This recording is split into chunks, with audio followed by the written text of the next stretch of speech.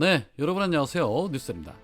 오늘이 106주년 3.1절 기념일입니다. 그리고 윤석열 탄핵 심판 결론이 나오는 3월의 첫 시작일입니다. 하루라도 빨리 윤석열 탄핵 심판이 이루어졌으면 좋겠습니다.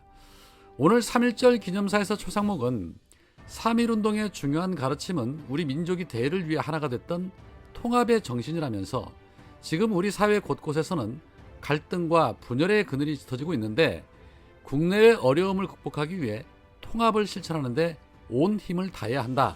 지금 갈등과 분열을 극복하지 못하면 그동안 피땀 흘려 쌓아온 민주화와 산업화의 기적도 사상 누각이 될 것이다. 위기를 극복하고 미래 세대가 자랑스러워할 조국을 만들기 위해 무엇보다 중요한 것은 국민 통합이다 라고 강조를 했습니다. 네, 그럴듯한 좋은 말인데 그런 대의를 저버리고 영원한 독재를 획책했던 내란 수계와 그에 부역했던 내란 대행 최상목이 법치를 유린하고 국민 통합을 막고 있으면서 마치 아무 일 없다는 듯이 국민 통합을 외치는 모습이 정말 가증스럽습니다. 만역 재판관을 임명해서도 벌써 했어야 했음에도 헌재 판결까지 나왔음에도 헌법을 무시하고 있는 자가 내뱉을 말은 아니죠. 이재명 대표는 페이스북을 통해 총칼마저 이겨낸 자주 독립의 함성이 새로운 나라의 길잡이가 됐듯이 지금도 그때도 언제나 답은 광장의 함성 속에 있다. 절망의 시대를 희망으로 이겨낸 3.1운동 정신이 새로운 나라의 길잡이가 되었듯 광장을 물들인 오색 빛은 더 나은 세상을 향할 우리의 디딤돌로 자라날 것이다 라고 말했습니다. 그렇습니다. 외세 침략에도 독재자들의 군합반에도 맞서 싸워 지금의 민주주의 대한민국을 지켜내고 있는 것이 바로 우리 국민들입니다. 사실상 여권대자 반열에 오를 이 한동훈도 입장을 냈는데 부끄러운 현실을 물러주지 않으려면 자자손손에게 영구하고 완전한 경사와 행복을 끌어주려면 가장 크고 급한 일이라는 제목 하에 구시대의 문을 닫고 개헌으로 시대를 바꾸는 정치인들의 희생정신이 절실하다며 개헌을 이루고 3년 뒤 물러나겠다는 굳은 약속이 없다면 지금의 적대적 공생정치는 더 가혹하게 반복될 것이라며 또 개헌론을 꺼내들었습니다.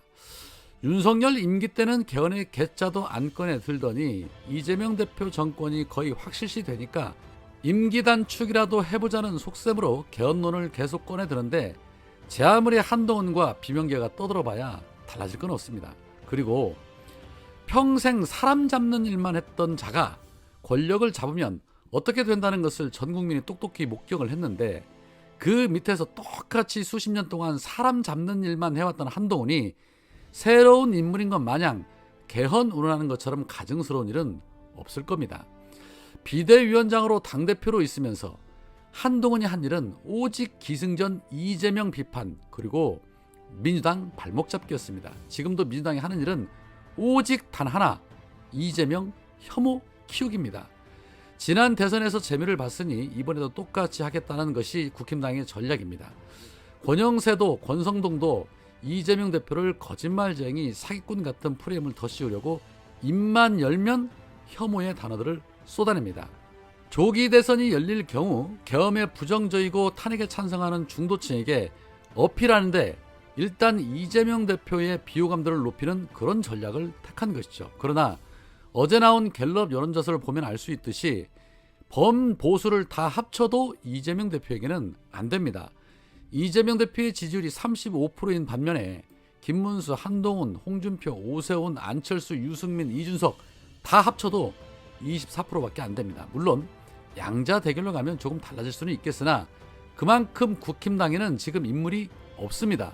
실력과 능력으로 견줄 만한 사람이 없으니 에라 모르겠다 일단은 막 질러서 혐오감이나 키워보자는 그러한 전략인데 이게 하루 이틀도 아니고 이제 국민들이 알 만큼 다 알아서 먹히지도 않을 뿐더러 반감만 더 크게 작용할 뿐입니다. 홍준표는 한 발 더 나아가서 이재명 대표는 절대 대한민국의 대통령이 되지 못할 것이다. 만에 하나 대통령이 되더라도 선거법 유죄 확정 판결을 받고 금방 대선을 다시 치르게 될 것이다 라고 주장을 하면서 나는 이재명 대통령은 절대 대한민국에 탄생하지 않을 것이다. 그거는 대통령 되기에는 너무나 많은 악업을 저질렀다라고 직설적으로 말했습니다. 무슨 악업을 저질렀냐라고 물어보면 대답도 못할 것들이 입만 열면 혐오감 조성입니다. 그러나 홍준표야말로 대선 경선 근처도 못 가게 되지 않을까 싶습니다. 명태균 게이트에 대해서 검찰이 선택적 수사를 통해 오세훈과 홍준표를 때려 잡을 것이기 때문이죠. 한동훈을 키워야 살아남을 수 있다고 판단한 검찰이 유력 후보들 그냥 놔둘 리 있겠습니까? 해서 이재명 대표 혐오 키우는 문제보다 본인 앞가림이 먼저일 것입니다. 이재명 대표의 자서전 그 꿈이 있어 여기까지 왔다 1호판까지 나왔습니다. 13살의 소년공으로 시작을 해서 사법고시에 합격을 하고 공단으로 돌아가 노동자의 벗으로 살던 시절에서부터 시장과 도지사를 거쳐 유력 대선 후보에까지 이르는 과정, 정치 철학 등을 진솔하게 고백하고 있어서 국내 출간 당시에도 화제를 모았던 책이 1호판으로 출간이 된 것입니다.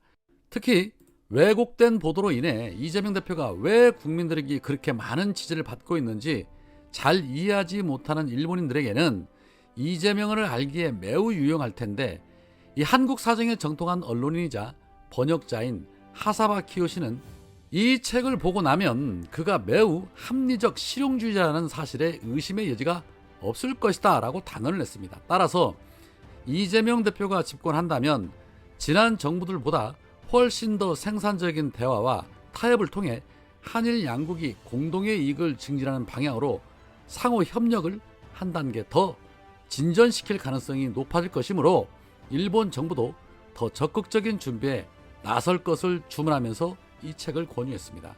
자, 일본인도 다 아는 사실, 일부 우매한 국민들만 모르는 현실이 정말 안타까울 뿐입니다. 자, 한편 김건희가 지난 2023년 상반기 자신과 관련된 유튜브 영상 40건을 구글 측에 삭제 요청한 것으로 드러났습니다. 그러나 구글은 그중 3개에 대해서만 접근 제한 조치를 취했다고 합니다. 2023년 상반기는 주가 조작 의혹 관련 침묵하던 김건희가 본격적인 대외 활동을 시작할 때입니다.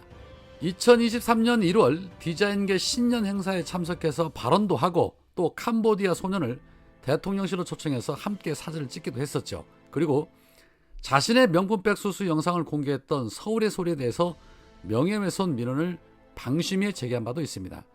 국내 기업 같았으면 자신에게 불리한 영상 삭제 요청 이거 먹혔겠지만 해외 기업은 CR도 안 먹히죠.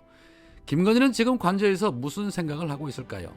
망명을 준비할까요? 아니면 캐비넷을 열고 여러 인사들에게 겁박을 주고 있을까요? 무엇이 됐든 간에 김건희의 화려한 날도 머지 않았다는 것입니다.